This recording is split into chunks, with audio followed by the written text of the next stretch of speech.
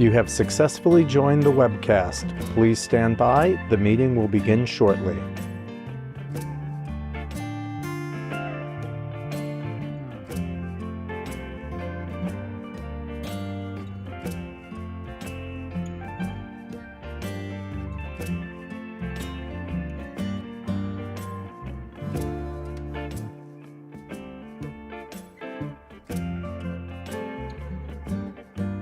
You have successfully joined the webcast. Please stand by. The meeting will begin shortly.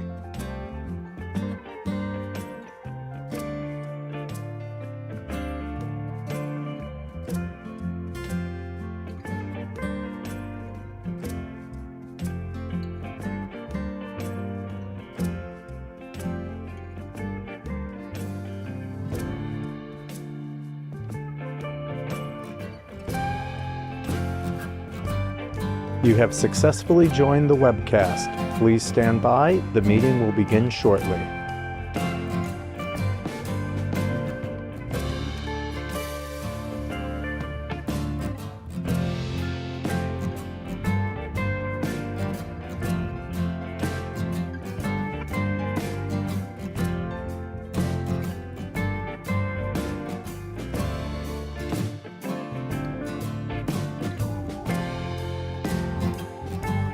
You have successfully joined the webcast. Please stand by. The meeting will begin shortly.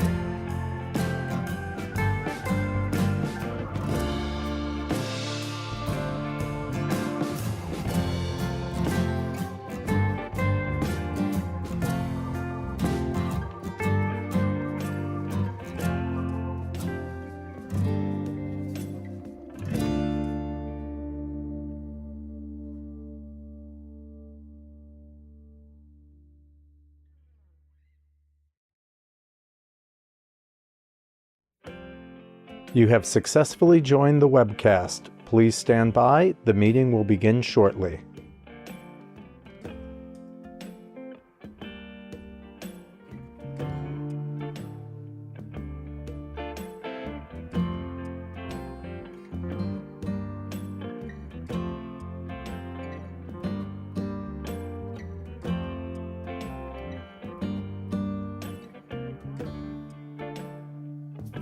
You have successfully joined the webcast. Please stand by. The meeting will begin shortly.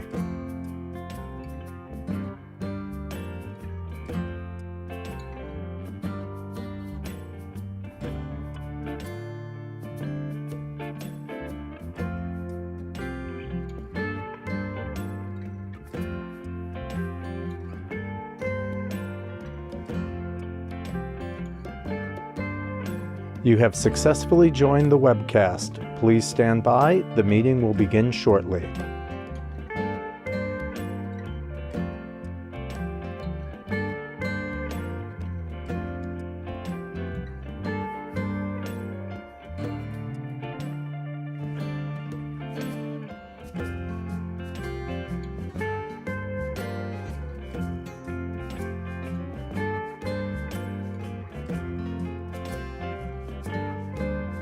You have successfully joined the webcast. Please stand by. The meeting will begin shortly.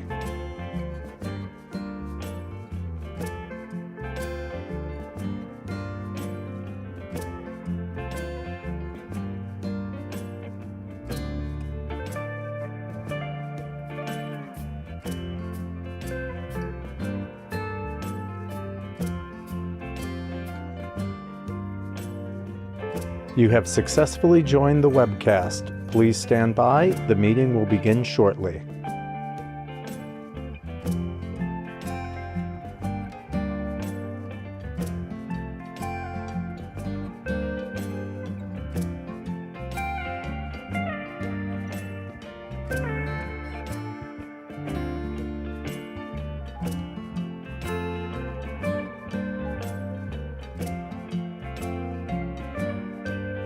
You have successfully joined the webcast. Please stand by. The meeting will begin shortly.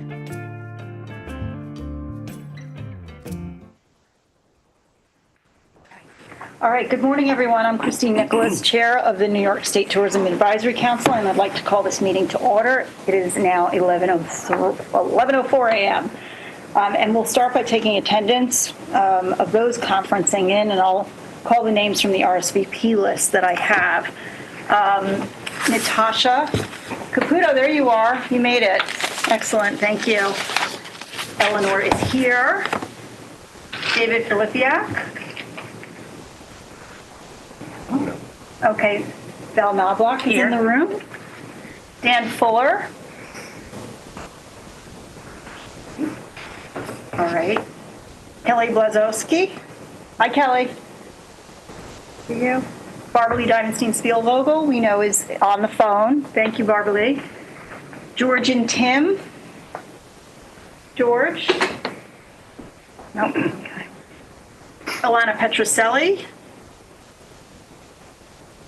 Therm Thomas. Andrea Stanton. Hi, Alexandra. Catherine Nichols.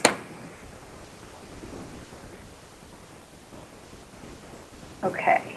And then we have Amas Dar from Senator Serrano's office. Chief of Staff. Okay, great. Hello. Danny O'Donnell, Assemblyman. Danny on. Can you see the full thing, or can you see more than? Okay. There is more. Let's see what the full. Everyone else is calling. Okay. And then is there anyone on the line that I have not called out? Adam Sachs is there. Okay. Adam Okay. Sachs. He's our He's a speaker. guest, yeah. Okay, and then we'll just quickly go around and introduce staff who's here. Sure. I'm Ross Levi. I'm the Executive Director of the New York State Division of Tourism, the Vice President here at Empire State Development. Rich Gagliano, SVP Marketing at Empire State Development. David Contreras-Turley, Director of Education Programs and Industry Relations. Rhiannon Edlin, Manager of Tourism Policy Programs at I Love New York. Lisa So, Director of Tourism Marketing, Licensing, and Public Relations at I Love New York. Randy Borshide, guest. Nice to have you, Randy. Thank you. Okay, and then I'm just going to reiterate what Lisa said, that if you were on the line, thank you very much in advance to mute your phones or your computers. And then when it comes to new business, if you want to speak, you can either raise your hand, or if you're on a phone, we'll make yourself known. So all members have been emailed a copy of the minutes, and they are also available on the ESD website. Are there any proposed changes to the minutes? I'll move their approval. Okay, thank you, Valerie. And I need a second. Second. Thank you, Eleanor. Okay, anyone opposed to the minutes? I'm going to do it that way because if you do all in favor, you can't really get a real count. Without hearing any opposition, the motion carries and the minutes are approved. So just to jump to my report, it's hard to believe that we're concluding another year of the council. And it's a tradition that the last meeting of the year, we want to provide meeting dates for the upcoming year. And we're planning to take a little bit of a different approach for 2024. By statute, the TAC must meet 5 times a year and at least 3 meetings before June. So previously, we've held our 4 New York City-based meetings and 1 in Albany, usually in conjunction with the Tourism and Advocacy Day.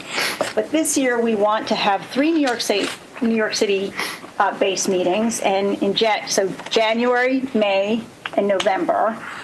And January's meeting will take place here at 633 3rd Avenue, but ESD will be moving to a new office. So in May and November of 2024, the meetings will be across the street in ESD's new New York City offices. We have the Details You don't are have the coming. address? We'll get the exact address, but it's literally a block away. You can see it from the window. Okay. It's 1 block north. All right, so the April meeting will happen in Albany at the same time as the Museum Association of New York's statewide conference. And for the September meeting, we would like to go to another upstate destination and offer TAC members exposure to another region and probably a specific tourism attraction. So the location and date is still TBD, but we'll let you know more about that at the January meeting. We get to vote on it? We could do that, sure. I mean, we have a couple of options. The trick is these meetings have to be streamed. They have to be open. So we have to make sure that the technology, so whatever locations we decide, we then have to send our team out there to test it. So yeah, I mean, I think we spoke a little bit about some of the places. And so why don't we narrow it down to like 3 or 5 that we know in advance work, and then we can have the tech vote on it. Okay. May I make a small recommendation just to put another one into the mix? Would that be okay? Yes, of So course. in Suffolk County, the Parish Museum is a huge tourism driver. It has a conference room with streaming capabilities that could hold all of us if desired. And it's an easy either train or bus out there and back. So I think if part of the goal is to facilitate the maximum amount of members attending, and I like the idea of being out of the city, that might accomplish it very nicely. Thank you. Yeah, we'll definitely take a look at that. I will say we were actually looking further upstate because of the number of members now that are in central New York, western New York, et cetera, et cetera. So actually we're thinking of moving closer to them. But that might work as well. And if you're flying, that actually is easy too. So we'll take a look, but definitely we'll put it in the mix. Wonderful. Great. I will also just mention, as a point of reference, like I said, we will nail down specifics on the variables as quickly as we can. Do note that April 9th, Tuesday, like I said, in conjunction with the Museum Association, that may or may not be a session day. I don't know if they're on break that week or not. I think they may be, but anyway, it could be a session day. It's also the day after the eclipse. You'll be that much closer to the. If you come on Monday, you'll be that much closer to the path of totality. Anyway, though not in it. But point being, it may behoove folks to make a hotel reservation, a cancelable hotel reservation, literally as soon as you can, if you're staying overnight. You can also do it as a day trip, obviously, from the city, but just to put that out there logistically. Oh, we should have it in Lake Placid then. Well, that would be a problem as far as hotel rooms, but Make it a camping trip. yeah, well, those are sold out too. That's sold out already. Okay, well, much to be discussed on that front, and thank you for any input in advance. So since our September meeting, there were several announcements regarding new tourism-related destinations across the state, including 2 significant developments in the Hudson Valley. Governor Hochul announced the world-renowned premium sake maker. Desai recently opened a 55,000 square foot state-of-the-art brewery and tasting room in Dutchess County and launched a new U.S. brand, Desai Blue. Over the past 30 years, Desai has experienced exponential growth and with the opening of a new Desai Blue brewery. And it's their latest expansion into the global sake market. I think this is the first time we've ever been pushing sake. I mean, we've been pushing a lot of wine and beer, but we're moving into sake. It's still be called sake if it's made in the U.S. I guess I'm sorry. Well, it's still Actually, called sake. well, I can. Oh, it is. Okay. Oh, it is absolutely sake. Kelly? It is actually the only place in the United States making this high premium brand. This is a Japanese company. They actually, I think this is correct, though we should fact check it. I believe they're actually going to be shipping from Europe from this location because it's easier to do that than from Japan. So, oh yeah, it is very authentic. This company is very excited. But Christine can tell you more. Well, I'll tell you that the ESD supported the expansion with more than $580,000 in performance-based Excelsior Jobs Program tax credits. Desai has already invested $80 million in the facility and has promised to bring at least 32 new jobs to the area. Visitors to the architecturally unique brewery will be able to observe the brewing process through multiple windows, looking into various production rooms. Additionally, Desai is collaborating with the nearby Culinary Institute of America to further the education and awareness of sake in the U.S. As part of the partnership, the CIA has developed curriculum, certification programs, and public classes. These new unique programs will further the education of Japanese cuisine and culture for CIA students, food enthusiasts, food industry professionals, and other visitors to the Hudson Valley. It's actually a pretty big deal. I got to see it when it was just before it opened, when it was just finishing construction.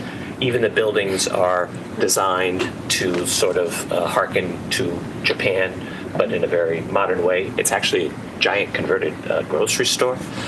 These are handmade, hand batches, so that literally the sake makers get in a row in the room, and like that sound and it is made, and then that's when they start turning the rice, and it's going to be a pretty amazing thing. 55,000 square feet, that's pretty big. And again, which city is it in? This is in Rhinebeck. In Rhinebeck. It's right down the street. It's literally down the street from the CIA, almost walking distance. So can you watch them making it? Yeah, you look in the various windows as you go around. There's a tasting room, but you could go around and watch it being made while you're there. Oh, cool. Yeah, it's great. Great. And we hope, of course, that this would enhance our Japanese tourism to return to its full level, which it's getting there. So also in September, it marked the completion of the Red Barn in Columbia County. This new multi-use space was supported by a $421,000 Market New York grant to provide more dining and shopping options for visitors to the region. The over $6 million project includes event and performance space, a full-service restaurant, retail wine store, as well as additional space for community activities. The site features a 6,500 square foot historic post and bean barn building that has integrated comprehensive green energy measures to achieve 100% carbon neutral operations. Last month, Governor Hochul and Mayor Eric Adams welcomed the opening of Gansevoort Peninsula, a 5.5-acre green oasis that is now the largest standalone recreational space within the Hudson River Park. The $73 million project features Manhattan's first public beachfront with a rocky seating ledge and a new water access point for kayakers and other small boaters. Located in Hudson River Park, Gansevoort Peninsula delivers a wide array of spaces for lounging, fitness, and fun, from direct access to the Hudson River for non-motorized boats to a large picnic area with tables and benches that overlook the river. With the opening of Gansevoort Peninsula and the upcoming openings of Pier 97 and the Pier 26 Science Playground, the long-envisioned public portions of Hudson River Park are approximately 95% complete. Near the end of October, the governor was joined by Lin-Manuel Miranda in Manhattan's Inwood neighborhood to announce the groundbreaking of the People's Theater, Centro Cultural Emigrante. This 19,000 square foot performing arts center will serve to amplify the voices of New York City's diverse immigrant communities and cultivate work by local artists and arts organizations. During his remarks, Miranda said the creation of the theater was, quote, a dream come true for many artists who grew up in Washington Heights and Inwood. The $37 million project is Latina-owned and is being supported with a $4 million capital grant. And the James Berry, the governor also announced the grand opening of the James Newberry Hotel and the Wire Event Center in Greene County. The nearly $11 million redevelopment project transformed two former factory buildings into a 47-room boutique hotel and a 15,000 square foot event space with a waterfront bar and multiple community rooms. The hotel, which includes a lobby bar and restaurant on site, will also be able to accommodate large events, weddings, business meetings, conferences, and trade shows, offering a multi-use space for travelers and residents alike in the Catskills region. The project was supported by $2 million in grants from ESD. And finally, the governor announced up to $37 million in capital funding is available to nonprofit arts and cultural organizations through the New York State Council on the Arts Capital Projects Fund. This investment builds on the nearly $132 million in capital awards made by NYSCA earlier this year, including new multi-year funding to facilitate large-scale capital projects that prioritize community development and placemaking. NYSCA's Capital Projects Fund will support arts and cultural nonprofits seeking state funding for investments in capital improvements that allow organizations to sustain and expand cultural programming for diverse audiences, promote accessibility and environmental sustainability, preserve and create jobs, and ultimately contribute to the growth of New York's dynamic arts and tourism sectors. Applications for grants are now open until January 11th. and NISCA will be hosting webinars and virtual office sessions to help guide applicants through the process. All eligible New York State nonprofit arts and cultural organizations are encouraged to apply for this opportunity. Ross, do you want to add anything to that, or no? No, Okay. that's fine. Well, that concludes my report. Does anybody have any questions?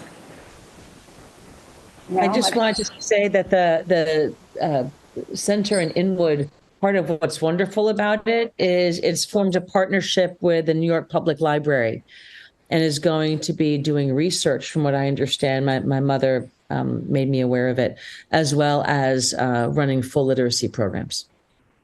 That's terrific. That's great. I saw the video, which looked pretty cool. Really neat. All right, if there are no other questions, I'm going to hand it back to Ross. Great, thank right. you. Good to see everybody.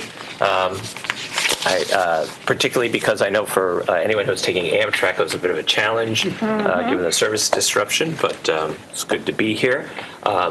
That affected myself. That affected Sarah, who you're used to seeing here, Sarah Amner, who is joining us remotely today. And it affected Rhiannon. And Rhiannon is a new staff member. This is her first TAC meeting. And among her many duties, she will actually be the TAC liaison to I Love New York, the way that Sarah was before her and Lisa before her, and I may even missed other people in there. And so poor Rhiannon was going to have Sarah to back her up today, but the baton has been thrown to her rather than passed to her. So thank you. Thank you. But Sarah also is supporting big time, both before and during and after. So. Absolutely. But welcome. Thank you. So a lot of exciting news, as you heard from Christine, going on, though I get to deliver the most exciting news, though it's not new news at this point. Hopefully, I believe you all saw the press release I sent around about the tourism numbers for 2022. And you may have seen on the screen, Adam Sachs from Tourism Economics is going to be joining us in a little bit as our guest to go into those numbers more deeply. But before he did that, I just wanted to take a second to point out how significant they are and give them some context. In 2022, as you can see and as you heard, New York State welcomed 291.5 million visitors. That's the most in the history of New York State. Those visitors generated more than $78.6 billion in direct spending and $123 billion overall in total economic impact. Also all-time highs. New York State remained New York's third largest employer, supporting an average of 870,000 people in 2022. As you can imagine, these represent staggering increases over 2021, right, during the height of the pandemic. But more importantly, I think, surpassed previous records set in 2019 prior to COVID. The year-over-year increases, 22% increase in visitation, 50% gain in spending, more than 43% in economic impact. I mean, that's all great. To me, it's not surprising. You go from a pandemic to not a pandemic. You'd expect those numbers to about double. But the industry generated $10 billion in state and local taxes as well, saving the average household in New York $1,300. I always think that's a good talking point for anyone in the tourism industry. Why does the state spend money on tourism? Because it's saving you, your household, $1,300 you'd otherwise be paying in taxes. And so what that means, and putting it in context, is since the pandemic in 2 short years, not only has New York's industry overall statewide recovered, we have grown. We are record levels, bigger than we have ever been before. I don't think we would have necessarily predicted we'd be back in 2 years, much less bigger and better. Now, there are still segments of the industry that haven't come back entirely. International meetings and conferences, they've been slower to return to those levels. You can see that on the screen here. That, of course, has affected different parts of the state differently, most notably New York City. So it's not necessarily the same story everywhere in the state. But overall, for the state as a whole, we've come back. Domestic visitation is actually the bright story here, that even for New York City, everywhere in New York State, that domestic spending is either made up for or at least cut into any of those losses from those other segments. And from what we've seen from the 2023 numbers we have so far, hotel occupancy rates, RevPAR, employment numbers from New York State Department of Labor. So far, it's appearing 2023 is continuing on an upward trajectory for tourism. We obviously don't have the official tourism numbers until, further into about halfway through 2024 or so. But overall, the state is definitely heading in the right direction. So that's exciting news. Question for you. Yeah. The Canadian spending number. That's 2022. If you remember, the border wasn't completely open for most of 2022. I'm looking at 19. Oh, okay. Yeah. From 14 million to 1 billion? 14 to 1. Oh, the spending. Yeah. Oh, wait, that can't be 1 billion. No, that has to be wrong. So we'll let you know. It's down. It was down in 2022. And Adam will go into those numbers too. But Okay, yeah. so that should be, is that, okay, yeah, 'cause that didn't make sense. Yeah. Good catch, Yeah. Alan. Great. So that's the story. And as I mentioned, you'll be hearing more from Adam, who will go into those in great detail and also talk about national trends and how that fits into that. May I ask a question? Please. These are really interesting data points, and thank you for sharing them. Does this change your thinking at all around foreign spend versus perhaps incenting domestic visitors in a different way? Because the trend lines are fascinating. So the good news is it doesn't have to be a decision. Thanks to the $45 million we got through the Economic Development Administration, that money started being spent already in 2022 to some degree, and certainly going full guns in 2023. So we have money we didn't have before, and if you remember me talking about that $45 million in past meetings, one of the tranches of that is international travel. So the good news is we anticipated this to some degree, and so we are already spending more in international than we have even before the pandemic, actually. Now, Right, but do we? I guess where I was going, and I'm sorry if I phrased it badly.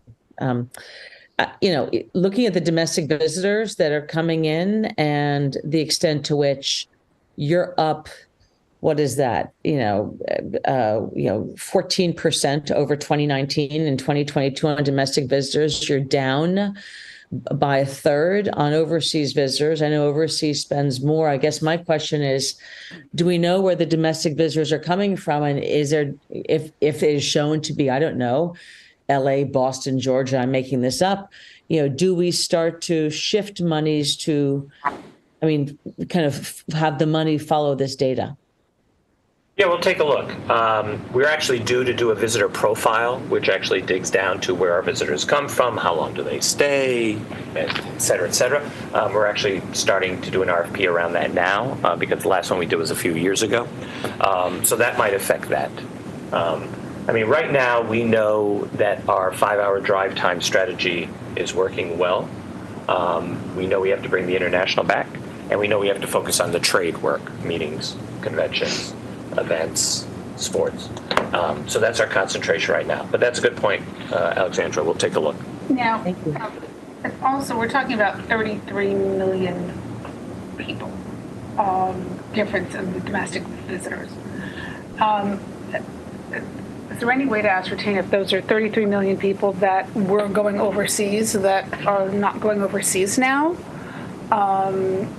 Is that a possibility of a change of patterns of Americans in general? You can ask that of Adam when he talks. Well, also, what we've seen, to Ross's point, we're continuing to dig deep into the source of where people are coming in from. But what we've seen anecdotally over the past couple of years, especially since COVID, is there's been a lot more intrastate and people local traveling. Right. Because we've seen that, from just the feedback from the regions and from the data points that there's a lot more, people discovered a lot of the state that they didn't realize was there during COVID. And we've seen a lot more use of state parks, outdoor hiking, things like that. So we're digging deeper into the numbers to quantify that and make sure our spends are aligned with that. But that is a point that we've seen. There's a lot of people that are doing more local within state travel, or even, on the drive markets.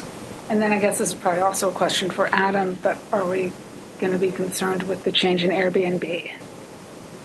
Good point. Yeah, we can see what Adam has to say. Great. Different. So those are the headlines on the travel. They're really interesting numbers. Yeah, we'll hear, and like I said, we'll hear more. We'll get deeper. But Okay, can I just respond on the Airbnb issue? It's occurred to me also, I think the problem with it is that that's individual revenue. The reporting, I think, that's coming in through hotels, tourism bureaus, versions of I Love New York. I mean, these marketing efforts. I don't know if we'd be able to capture the Airbnb revenue data for New York, would we? there is some ways, yeah, because there are some areas that are actually, they have tax agreements. There's some parts We of the also state. know who's coming in by plane. Right.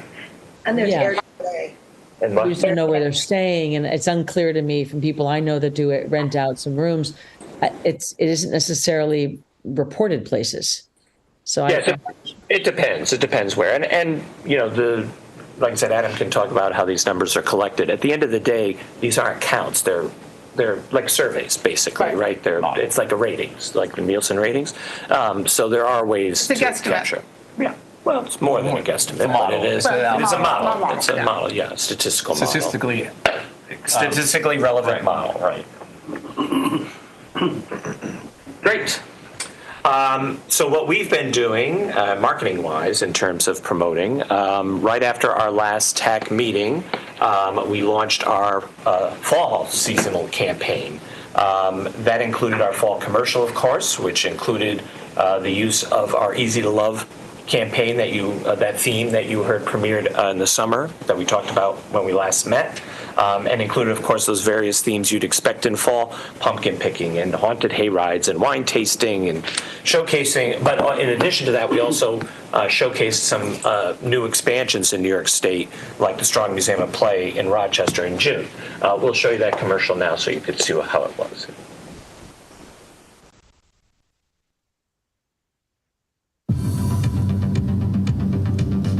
Fall in New York. It's easy. Easy to play. Easy to kick back. Easy to have a good scare.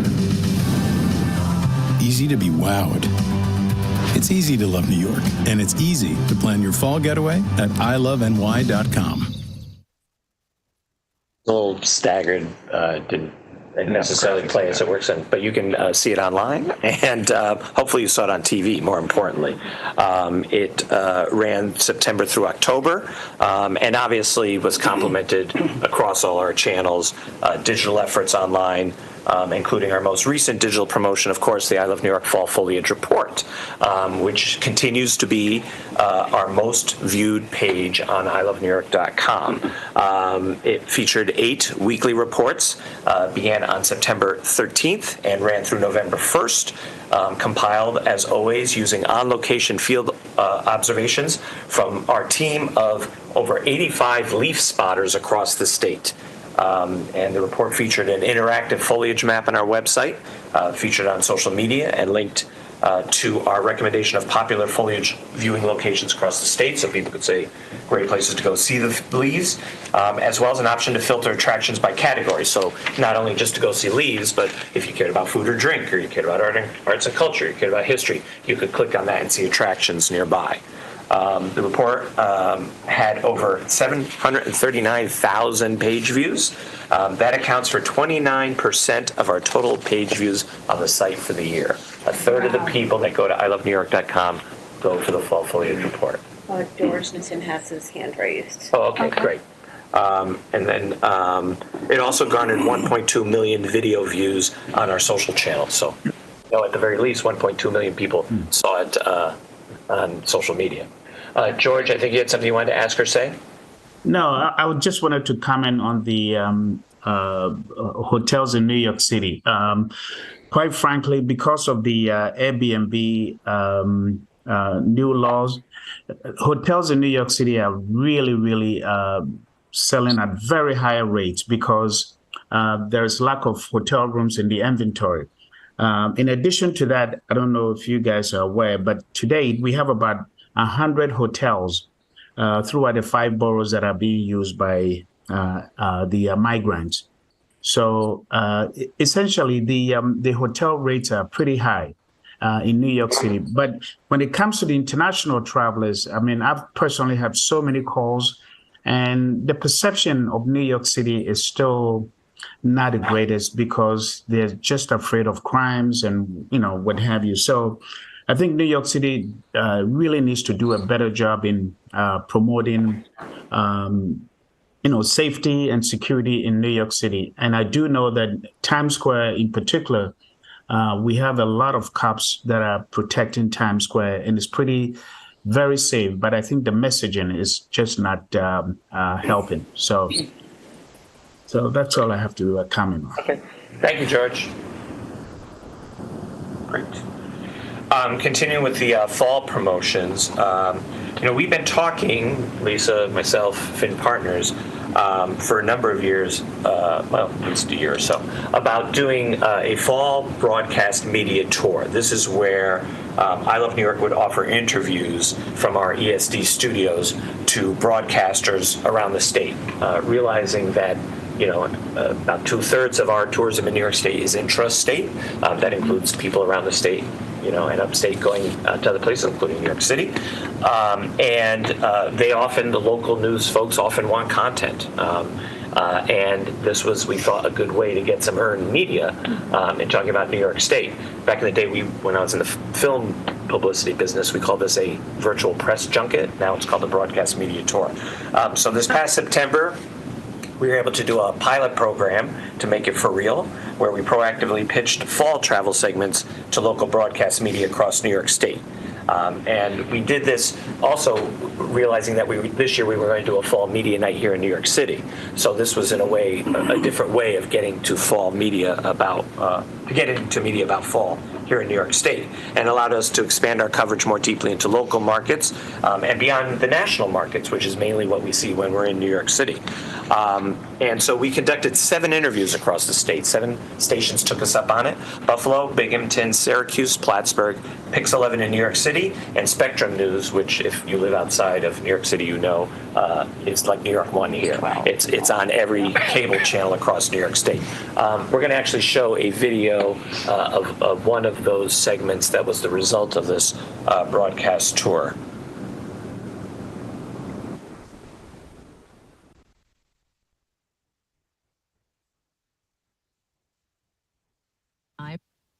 And here to give us the scoop on places you don't want to miss this year is Ross Levi, the Executive Director for the Tourism at Empire State Development. So good morning, Ross. Thanks for being with us. Absolutely. Good morning from upstate New York. Happy fall. Yes, happy fall. I love how you're already out in the elements, but things are moving pretty quickly, right? I mean, the cooler weather is settling in, and based on the I Love New York fall foliage tracker, the leaves have already started changing all across the state. So when will we actually hit peak fall foliage? Yeah, well, New York is so lucky that we have one of the longest foliage seasons of any state in the United States. So basically between September and November, somewhere in New York State is at peak. So right now, early in the season, that tends to be the higher elevation places like in the Adirondacks, Tupper Lake, Whiteface Mountains, Saranac Lake, little pops of the higher elevations in the Catskills, the Thousand Islands, southwestern New York, and Chautauqua, Allegheny. That will continue across the state. Eventually, its grand finale is actually New York City and Long Island. But ilovenewyork.com puts out a weekly report every Wednesday that tells people where peak is across the Empire State. I love this time of year, Ross. You're speaking my language here. But there's also a really unique way to kind of take in the fall foliage, but you have to be a bit of a daredevil to try it, right? What's happening here, and how dangerous or how thrill-seeking do I have to be? Well, there are ways, daring and mild, to enjoy the foliage, and that's the great thing. There's so many unique ways to see it. If you're an adventure seeker, that might be in a balloon over Letchworth State Park in Western New York. It may be zip lining in the Catskills. But if that's a little crazy for you, there are scenic boat rides. There are train rides. You could walk or bike part of the Empire State Trail, the longest multi-use trail in the United States. states. You can even just get in your car and do one of the 20 state or national scenic byways we have in New York. So there's everything for whatever your excitement level is. Yeah. That's fabulous. So That's a long that actually. interview. How long did Isn't it great? That was, I think, It was a 3 minutes, I think. 4 or 5 minute segment. Yeah. It was pretty long. That is long. And that was in the morning. Now, and that was, interestingly, we showed you the one that wasn't in our studio. The other 6 were actually from our studio in Albany, but WPX wanted to do it live in the morning ESP show. studio. So I set up my yard, and that was my own set decoration. I'll let you know. Thank you. So, but anyway, it was a very successful program because the pilot was so successful. We're going to continue doing this. So are you setting up a studio in the new offices down here as well as in We don't Albany? need to do it here. If we're here, we do it. We go to them.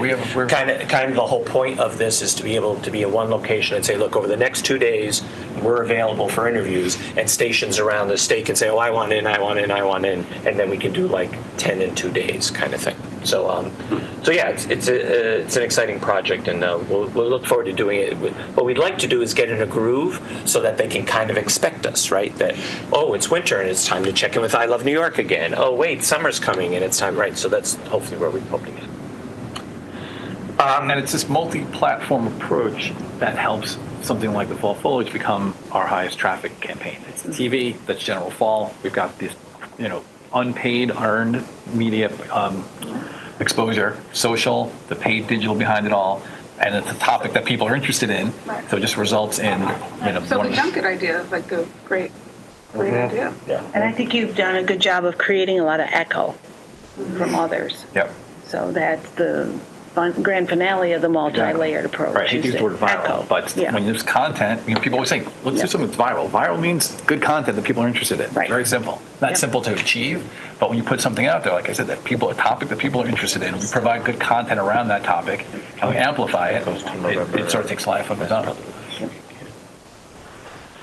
And then our last fall activity on the consumer marketing front was our second Path Through History weekend of the year. Columbus, remember we do one in spring, one in fall. So this one was Columbus Day weekend, October 7th to 9th. There were over 100 events held at historic and heritage sites across the state in all 11 of our vacation regions. Feedback was positive, despite less than desirable weather. That was one of the not great upstate weather weekends in New York State. But some examples of events that were held: Fenton History's Saint and Sinners Cemetery Tour welcomed over 250 visitors, including many from Buffalo, Niagara, and Rochester, to hear costume actors tell stories of Jamestown's famous and infamous former residents during a walking tour of Lakeview Cemetery.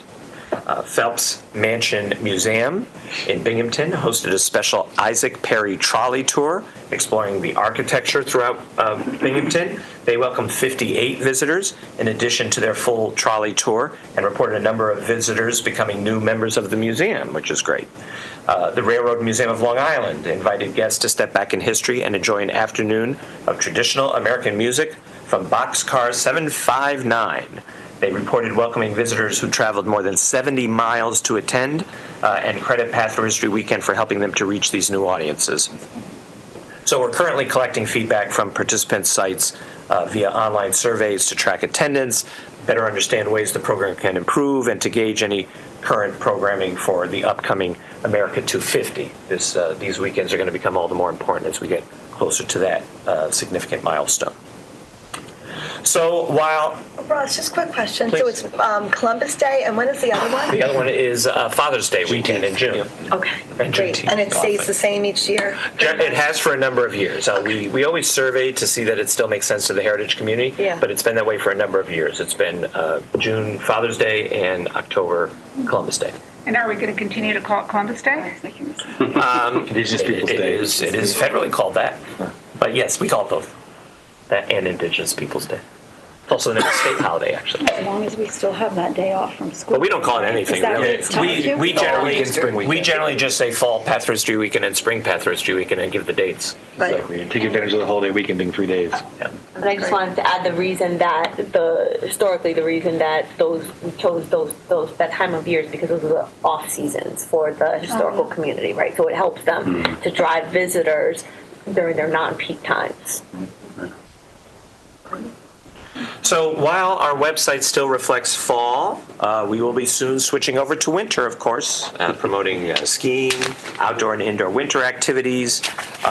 So as far as I Love New York is concerned, the winter season begins basically right after Thanksgiving. And some of our winter promotions have already begun. So, for example, we held our second media night of the year on November 1st at One World Observatory in partnership with the Olympic Regional Development Authority, ORDA, and the ski areas of New York, SANY. They've been our partners in these for a number of years now. Over 50 travel journalists attended from outlets that include Condé Nast Traveler, The Wall Street Journal, The Today Show, and Time Out New York. The theme was elevated experiences. You know, being 84 floors up, why not? Why wouldn't you do that? And so with our tourism regions, our agency partners, 9 ski areas and 4 activation areas, we were really able to tell the full story of New York in winter. Some specific activations we did there. Rochester Museum and Science Center did giveaways and demonstrations promoting the solar eclipse in April 2024, which was kind of cool because we actually started the event with the sunset. New York State Maple Producers Association did tastings of maple syrup and candy, promoting Maple Weekend in March 2024. Buffalo AKG Art Museum had a drawing activity and discussed their recent expansion. And ORDA was there with Olympic memorabilia and the 1980 Olympic mascot, Ronnie the Raccoon. Oh, we don't have a picture of him, but he was there in all his plush glory.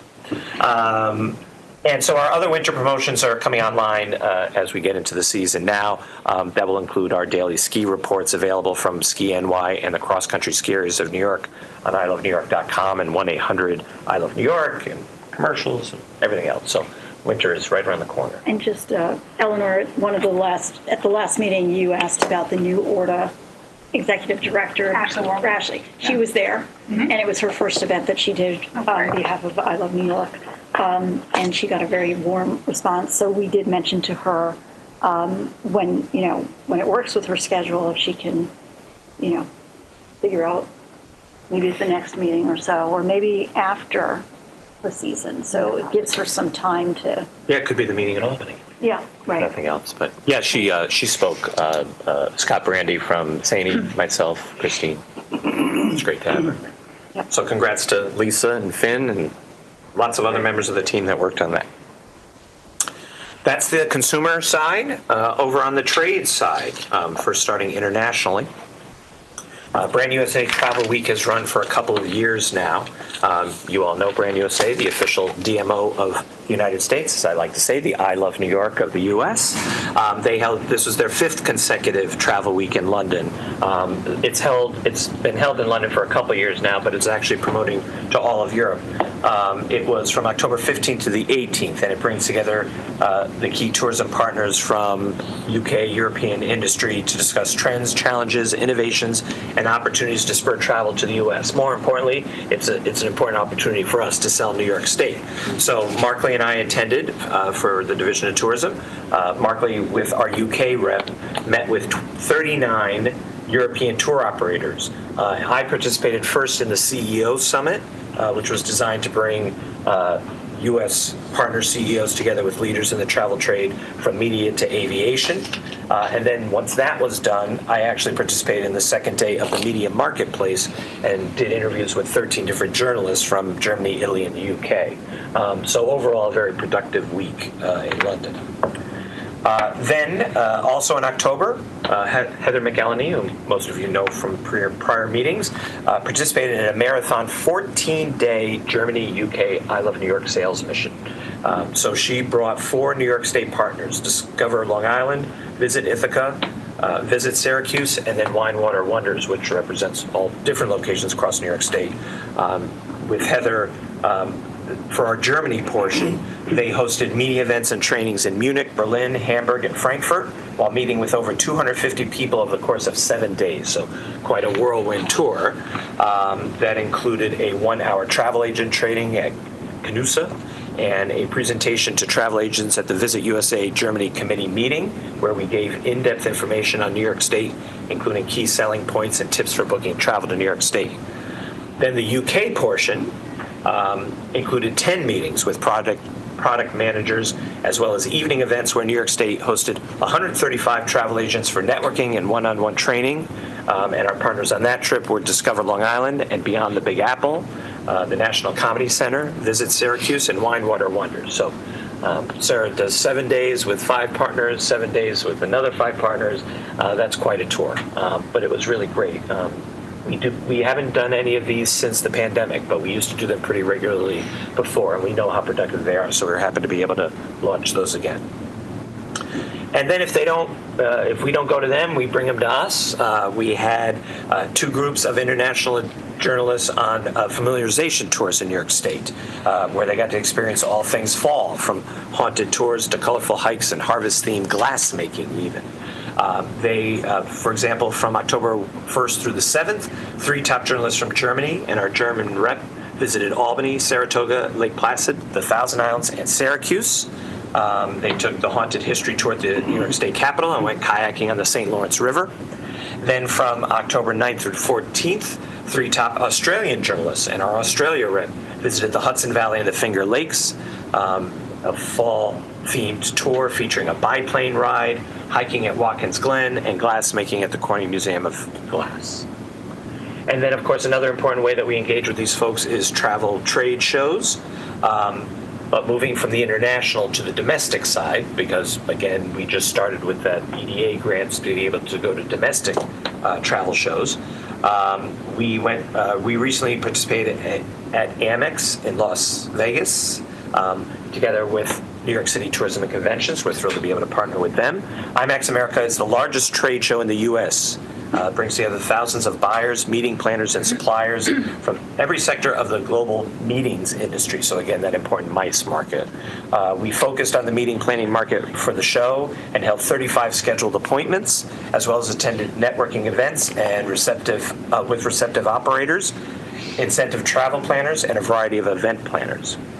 We also went to the Bus Association of New York annual meeting and marketplace in Callicoon at the Villa Roma Resort.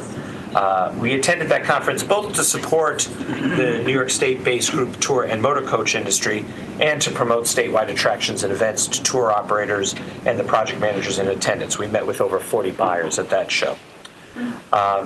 This is the first year of membership with a lot of these trade groups, and so we're working to sort of build those lines of communication, establish those relationships, so that we can have even more help in promoting the New York State Group Tour product. And then finally, we sponsored the International Travel Show for the second year in a row at the Javits Center in New York City. You'll remember this was mainly a consumer show for many years. It still has a consumer element, but now it is more trade than consumer. We participated in 25 appointments with key travel trade vendors as part of Nestia's pavilion. We received the opportunity to present to members of the travel trade industry on a Friday morning panel that we did on marketing to diverse audiences. So we gave an overview of our LGBTQ, accessibility, and Black travel programs. And then on Friday afternoon, we held a press briefing for travel media where we previewed what's new for 2024 and beyond in New York State. We had about 35 travel trade influencers and media, including Forbes and New York Lifestyle Magazine, attending that. We did kind of a game show trivia format where I would ask questions, and if they got it right, they got a prize. And we featured notable 2024 events and openings such as the New York State Park Centennial, the opening of the Stonewall National Monument Visitor Center, and America 250. So that's our sales work. We continue to work to support our tourism industry in New York State. We were part of the Nestia annual meeting, took place in Rochester, over 200 people there in attendance. We provided a welcome address at the conference breakfast. I did that.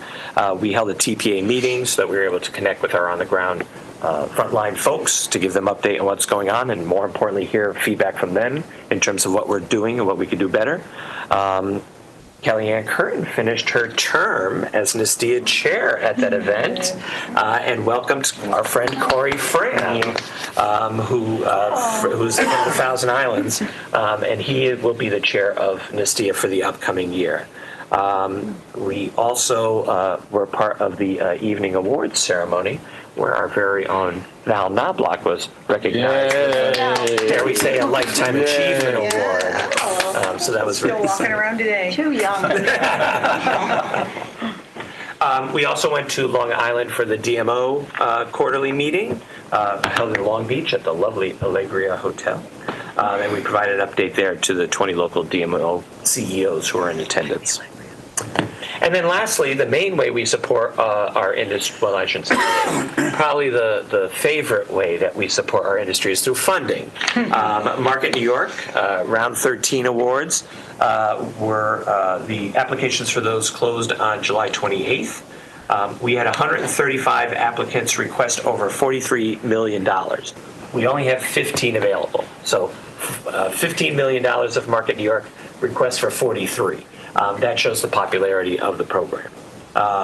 And so those go through a competitive scoring process, where in particular one of the things we look at for is alignment with state tourism programming. That includes focusing on unique world-class destinations, projects involving large-scale special events, including those related to the eclipse, niche tourism segments, including but not limited to accessible travel, LGBTQ, Black tourism, international travel, outdoor recreation, historic sites, museums, all those kinds of things. So those have been going through the judging process, and the announcements of those awards should be made anytime. And then, of course, tourism matching funds also is well underway. The 2024 guidelines and applications have been made available. Application part 1 was due for Halloween, October 31st. The award estimates have been sent to all the eligible TPAs, and now they're doing the second part of their application, which is due December 5th. But that should all line us up well to start distributing those funds early in 2024 to the TPAs. That concludes my report, but happy to answer any questions as I'm able. Any hands up? Yeah? Nope. Okay. All right. Well, thank you, Ross. Thank you. You've been busy. Yeah. We've been busy, yes. Yes. Our team has been literally across the globe, across the state. Quite a difference from like 8 years ago when we really did not attend many trade shows at all, and it was always we didn't know until the last minute if we would get funding for it, and it's really effective now, as you can see, when you can plan in advance and you know that you're going. So congratulations to you and your team. Now I'm happy to introduce our guest speaker, Adam Sachs, who is joining us remotely today. Adam is the president of Tourism Economics, an Oxford economics company dedicated to unlocking the power of economics for the travel sector. For more than 25 years, Adam has worked with destinations, industry associations, and companies around the world in the areas of policy analysis, market assessments, and economic impact. He is an authority on measuring the economic impact of visitor activity, and his work regularly informs national and local government policy. Adam will be presenting on the recently released 2022 Tourism Economic Impact Report for New York State, as well as giving his perspective on tourism trends to be on the lookout for the coming year. Thank you for joining us, Adam. Thank you very much. It's great to be with you. Happy Monday, everyone. I'm going to go ahead and share my screen and walk you through this content. I'm going to be brief, under 15 minutes, promise, and hopefully cover a good amount of ground in that amount of time. So what I want to share with you is kind of how is New York State tourism performing, and where do we think it's headed? So you've heard a bit. Let me back up, and then we'll move forward. Looking at it in terms of the last 5 years, what a comeback story. Visitor volumes in 2022, as you heard, 291 million. Not only is that 23% growth over the prior year, but that's 9% ahead of the prior pre-pandemic peak. In terms of spending, we hit that just about $79 billion in visitor spending. That's 7% ahead of 2019 levels. So fully recovered and then some in 2022 across these two headline metrics. To break this out by kind of the source of this spending, and I think this clarifies the question on Canada, but Canada about just over $1 billion in 2022. That's still about 26% behind pre-pandemic levels. And then overseas at 10 billion, you can see that's 46% behind. So what I'm seeing in the data, and I'll get into this as we go for 2023, is that things are recovering quite briskly on those markets. But it's been domestic that has really won the day. And 2019, some 27% ahead of, 2022, 27% ahead of 2019, $47 billion there. So anyway, really good news overall. One of the ways that we model this is we look at the $78.7 billion as a direct injection of spending into the economy, and we track, well, what does that generate through the supply chain in additional business activity? And that's the indirect sales. And then further, what does that generate as employees who earn their incomes because of that visitor spending spend those incomes in the local economy? Those are the induced impacts on business activity. You add that up and you get $123 billion. That answers the question, what if tourism was lost, right? If visitors didn't come in 2022, that's what would be felt on the economy, $123 billion. On the right, you see how that breaks out by sectors. It's a diverse industry. It is the lodging sector. It's food and beverage, restaurants. It's finance, insurance, and real estate, of course, retail, recreation, entertainment, business services, because everybody's got a stake in this, either directly or indirectly. As one snapshot of the headline figures, you've got that here. The thing I want to call your attention to on the right-hand side is the tax impacts. That visitor spending of $79 billion that then generated $123 billion in economic impact generated some $10 billion in state and local taxes. That, if you divide it by the number of households, is $1,300 per household. So if visitors weren't picking up the tab, presumably to generate the revenue for public services, you'd need to, the households would need to pay it. It'd be at $1,300 per household. One of the things that's unique about this delivery is we're also, in addition to standard reports, we're delivering all the data within the Symphony platform. And so that's now available in a dynamic tool to be able to filter by year, by concept, and by county. And so all that details here. These are just screen captures, but this is the visual of that with navigation. This is looking at top state levels, but you can also go into a map and then drill down into any county for any year and get those results in tabular format. All right, so let me kind of take a bit of a turn here, if I can, and look kind of from where we accomplished in 2022, what's happened over the last now 9 months of 2023, and then we'll look forward from there. 2023 has seen generally continued improvement. If you look at hotel room demand, in September, it was just 4% behind what the same month in 2019, 6% ahead of last year. So you're seeing progress. But overall, for the first 9 months of the year, we're still 7% behind on room demand on the hotel side. But room revenue is ahead. And in fact, for the first 9 months of the year, we're 10% ahead in terms of hotel room revenue relative to 2019. So good, strong rate growth that's driving the revenue gains there. Another lens on this is airport activity. So looking at passengers going through TSA throughput, we can track a good measure of airport activity. And what we see is that for those first 9 months of 2023, we've made gains on the prior year, 11% ahead of 2022. We're still 9% ahead behind 2019. So some recovery yet on the air transport side. So looking forward, I think a helpful, at least for me, a helpful metaphor has been a tug of war. And the tug of war that's going to define where we go from here, particularly looking ahead to 2024, is that on the one side, we have what we believe is an imminent economic slowdown. On the other side, we need to begin to think about how our travelers going to respond to that. And that's going to define, I think, whether we're able to continue to experience growth or whether things plateau or even pull back. And I'll try to answer that question. The labor market does remain strong. In October, we only posted about 120,000 jobs, 130,000 jobs. So a big a slowdown, but as expected, the labor market did begin to let up in October.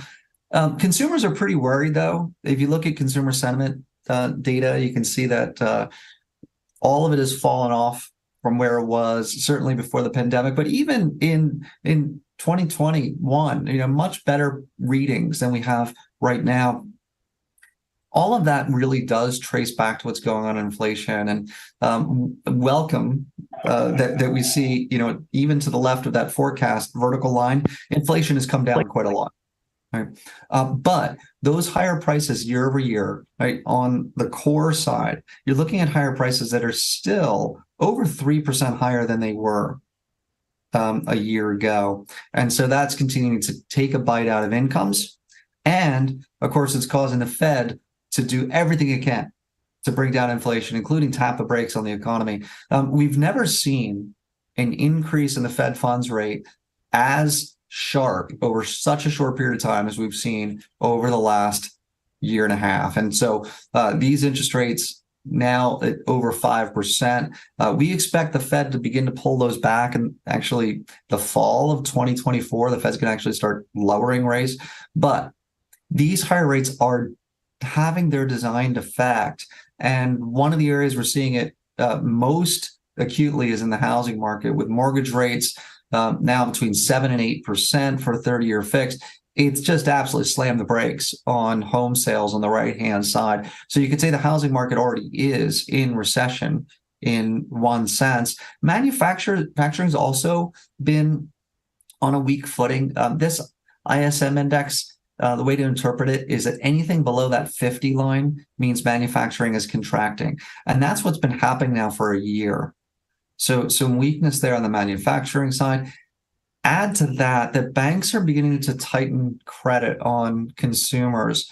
And you see that on both revolving and non-revolving consumer debt. So think credit cards as well as, say, car loans. And that's going to begin to take its toll on consumer spending, which we think is going to begin to slow substantially in the coming months. We see signs of it already. The savings rate has fallen dramatically over the last year, and the amount of excess savings in household bank accounts has been coming down month after month.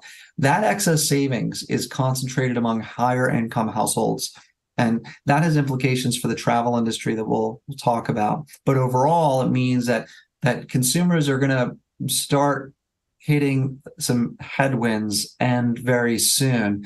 Another reason for that is that student loan payments are coming to roost. And so that additionally, for millions of households, is going to pull back on purchasing power.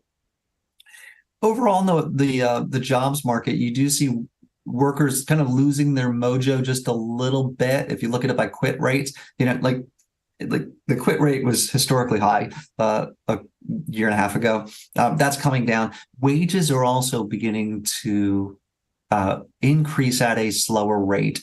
That's a good thing. It means that inflation is coming down. We expect that to continue as we move forward. And so all of that's to say that we expect GDP to slow dramatically in the coming months. You may have seen this 4.9% reading, absolutely incredible for the third quarter, ahead of economists' expectations. But this slowdown, as you look forward, is you're going to see different versions of this if you follow different economists. But they're different versions of the same story, which is that the U.S. economy is set to slow. Importantly, this does not include a technical recession, but that's kind of an inside baseball debate. Really, the main theme hasn't changed. Whether it be a mild recession or a soft landing, you're kind of within a pretty narrow range of a forecast there. And you can see that we're expecting a dramatic slowdown in the fourth quarter and then no growth in Q1 and Q2 of next year. For the year next year, as maybe a number just that you can remember, and hold us accountable to. We expect GDP growth to be just 1% for the year 2024. And that's pretty modest historic growth. So how are travelers going to respond? Just a few thoughts here. If you look at Longwood's data, we'd say that travelers are hanging in there. I mean, 92% of travelers say they have traveler plans over the next 6 months, and that has not let up in the latest data. You do see some slippage among those earning less than $50,000 a year. Inflation's highly regressive, and the savings are really up here. And so the combination of those things means that we see resilience on the upper end, weakness on the lower end. The good news, in a sense, is that most of our travelers and most of our business is up here on the right-hand side. International, I mentioned it's coming back, and you can see kind of the nice upward slope throughout the year of 2023 across all major regions to the U.S. And here's an important way to think about this. Even if there's no further improvement, and I believe there will be, 2024 is going to be much better than 2023 if it holds at these latest readings, right? Because 2022 started really, really soft. You had overseas, at just 50% recovered in the early part of 2022. And then 2023, you're only up around 60% recovered. Now we're at overseas, 84% recovered in September. We think it's going to make further gains in 2024, but we're going to be net positive on international in 2024 relative to 2023. Looking at the same data for arrivals to New York, you can see where you see such strength already in the latest data. This is all an index relative to the same month in 2019, which would be 100 if you match it. And you can see India well ahead of 2019 benchmarks. Mexico just about fully recovered there. And also strength in Germany and France and Brazil, all kind of teetering around 90% recovered. So really encouraging numbers for New York in particular. On the business travel front, things are holding. If I look at the latest data for the second quarter that we track with JD Power, business travel intentions for internal meetings around 82% said yes. That's about the same as it was in the first quarter. But you see gains on conferences and trade shows, Q1 to Q2, and a gain on internal meetings. On customer meetings from 74% to 78%.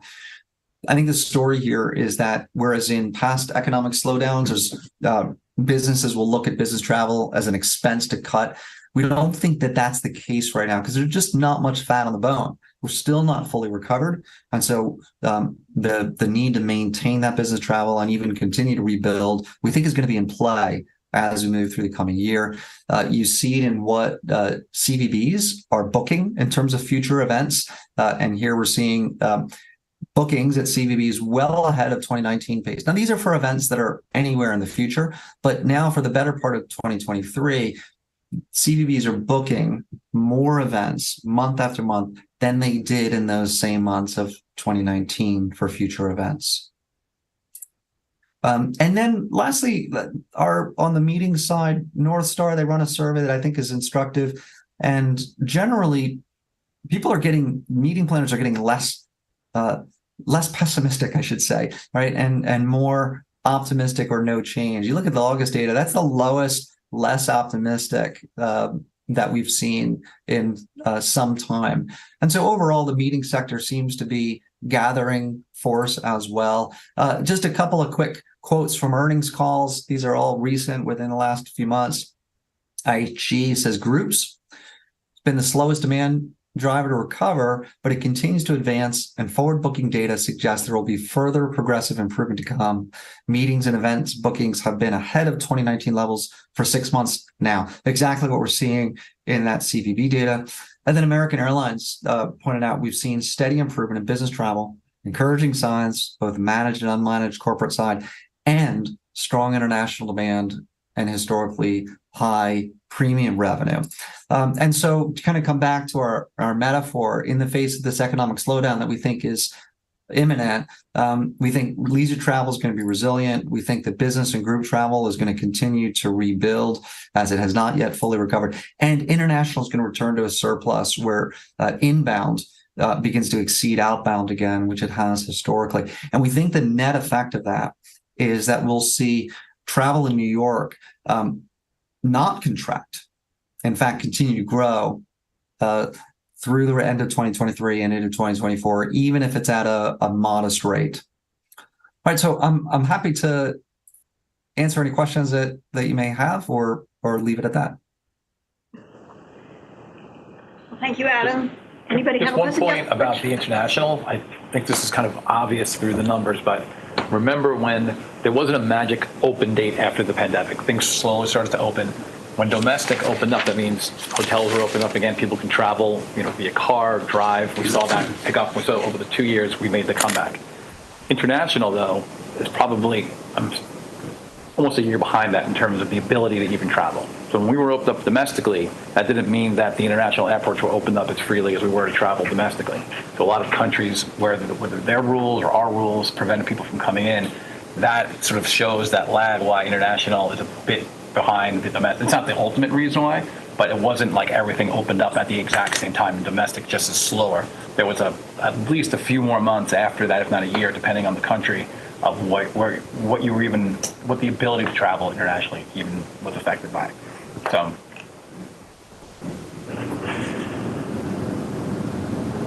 Any other questions, right? I'm interested if Adam can clarify in any way the Canadian market question. Is it just lagging data? Is it some real data? Just in general, talk about that. Yeah, I can pull latest Canadian border crossing data for you to give you what kind of the pace of recovery.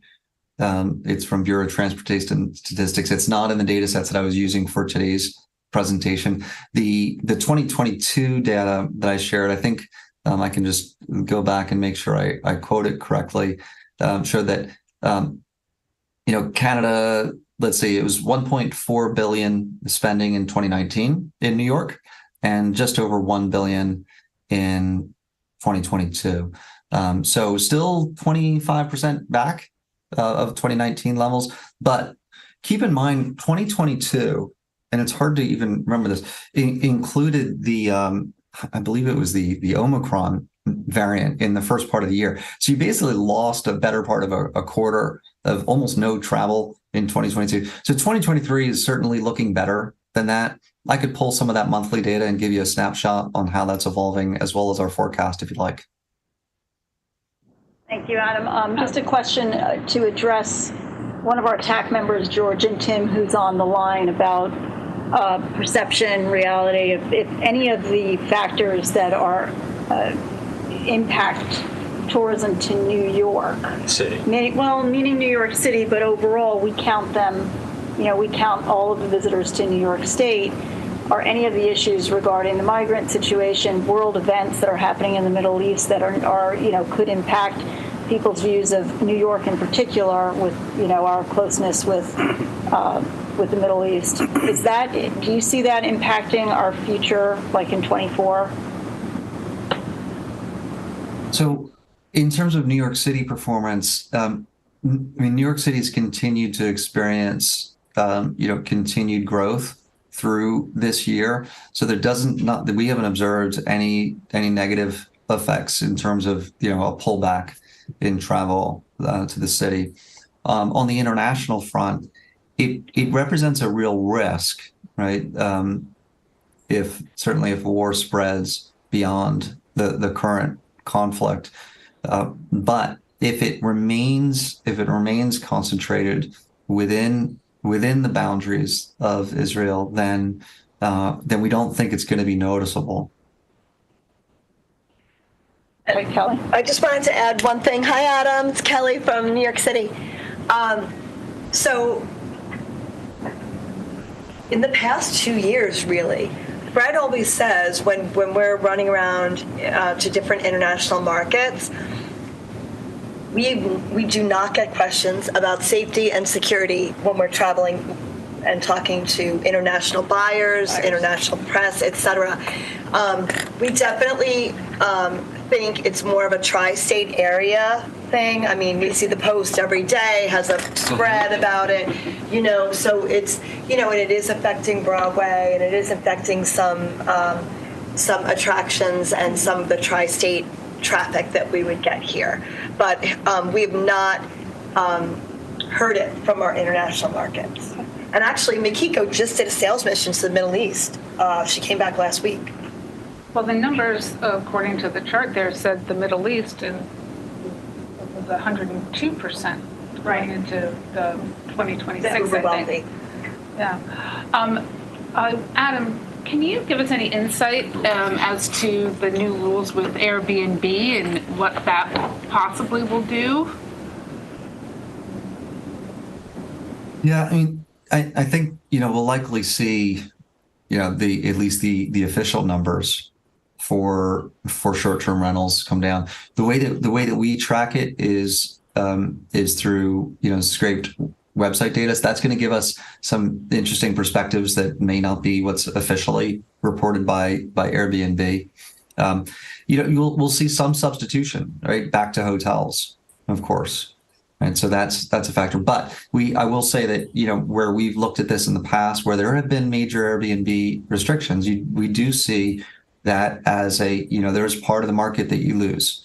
And I haven't done any, or my team hasn't done any deep dives on this for New York City. So it's difficult for me to say exactly, but I think, it probably makes sense to see that as a headwind. You're going to lose part of the short-term rental market through that legislation.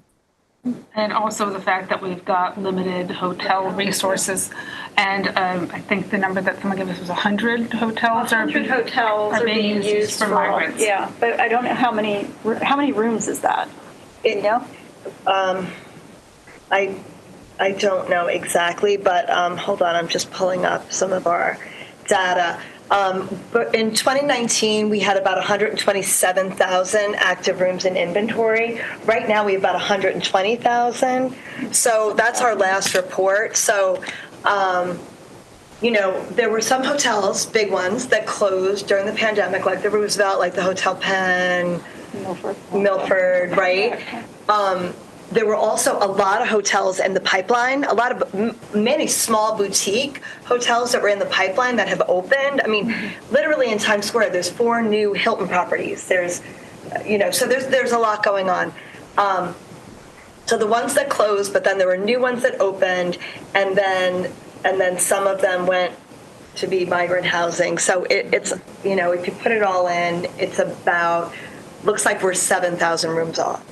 And it seems like the city administration's policy is shifting out of the hotels and into the migrant centers, which is going to take probably 6 months in order to take hold. But that might have an impact. And also making it harder for new hotels to open.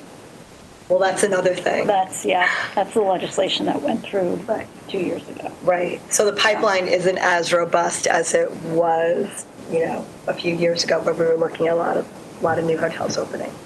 Is there anything we should be doing, Adam, that other states are doing that New York State isn't doing that can help us push our tourism numbers even higher? I mean, having just enjoyed kind of a walkthrough of all the things you're doing, I'll just say I think you're covering a tremendous amount of ground, and the programs you've got in place are, leveraging the resources very well. So nothing comes to mind. I'm sorry. And don't let the fact that we have a contract with them influence that decision.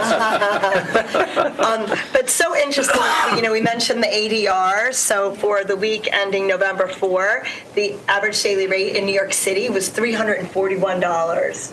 And that's the average. I know a lot of hotels were going for $500, $600, $800. And versus same week, 2019, it was $291.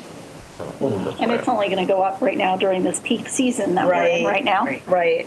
So, okay. Great. Thank you, Adam. I really enjoyed that and think the other TPAs would enjoy a distillation of that. So maybe at a future NICE-T event or Zoom call or something, it would be great to bring that down to answer the same question that Christine just asked. What could we do to feed that back up again? Great. We'll give you time to answer that, Adam, at a future meeting. Or help us, share some insight from the other states that you're working with. Thank you so much, Adam. All right. Thanks, everyone. It's good to see y'all. You too. All right. Bye-bye. Okay. All right, so now I'd like to just open it to, open the floor up for new business or suggestions, questions. I just have questions with throughway upgrades and the rest stops. How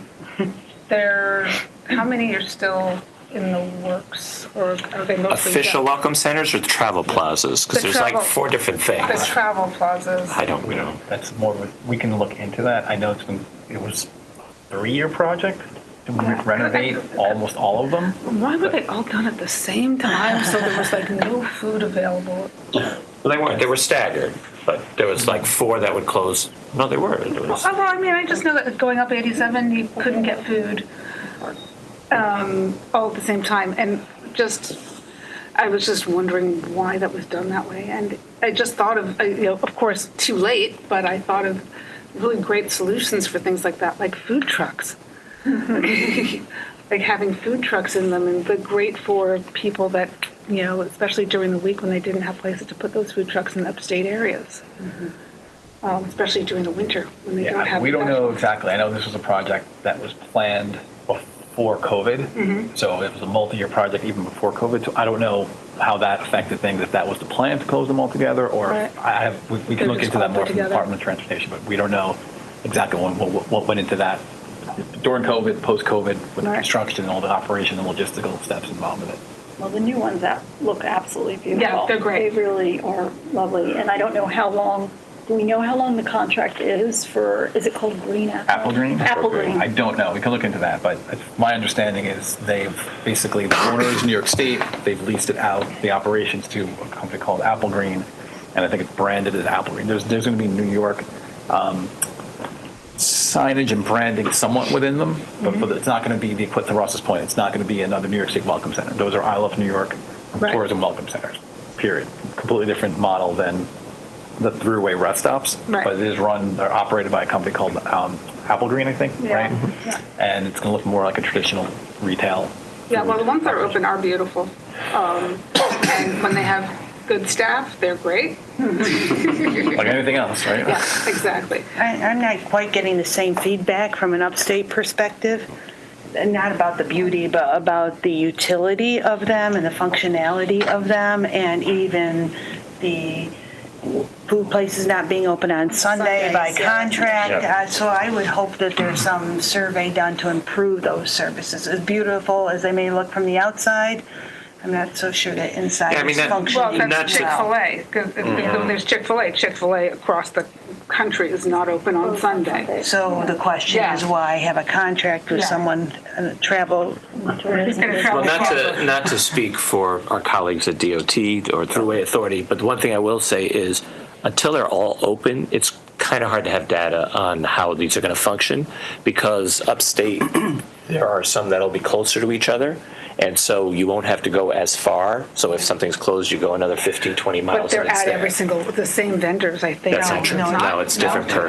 And some have both. I think most that have Chick-fil-A actually have a second food outlet. They've ever Burger King, Shake Shack or something. But anyway, again, not to speak for them, but I do know that that is one thing I have heard is it will be important once the whole thing is online to see how it functions, because some that are overly crowded now may be less so, because the size is actually based on the data travel, the travel traffic before.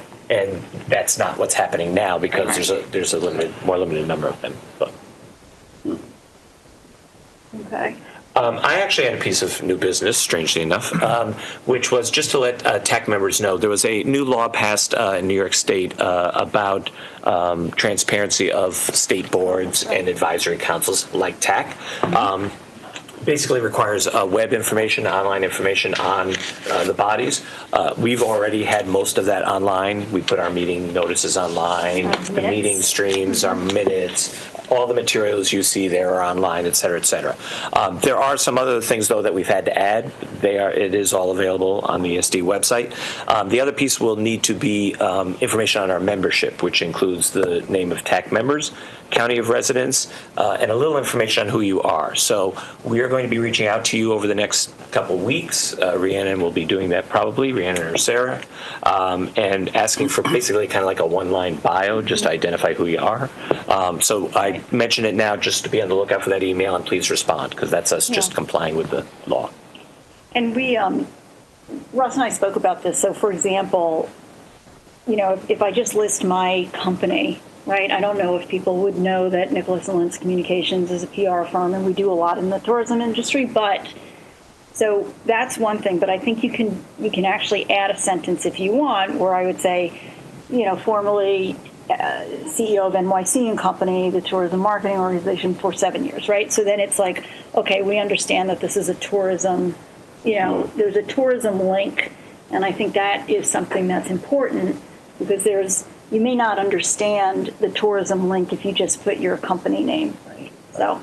Right, not a full resume. Right, just a sentence or two. That's it. But I thought it was important to add that for anybody who's looking at what the relevance is with the Tourism Advisory Council. Do you have a question, Kelly? I did. It's not about this stuff. Okay. Is that okay? Just be on the lookout for the email, please, and please good. respond. Just in terms of America 250, in broad strokes, what's the state's plan? Well, first of all, there is a state commission that has been created by statute. It is not convened yet. Right. So to some degree, we're waiting to hear that. Got it. Just overall, though, that's not a tourism body. They're going to be talking about education and all kinds of other things. I kind of mean for tourism. Yeah, really. I mean, for tourism, it's still a little ways out for us. Yeah. But, we've already been talking about it. I did it in all 13 interviews at Brand USA, and they were all interested in hearing about it. We've been talking travel trade. We've been talking about the American Bus Association.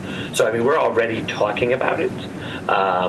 But in terms of more specifics than that, we're getting closer, but not quite there yet. But soon, because even though it feels far, things like the eclipse that felt really far, people laughed at 6 months ago, all of a sudden it's picking up steam. The World Cup, all these things that are 2 years, 3 years into the future.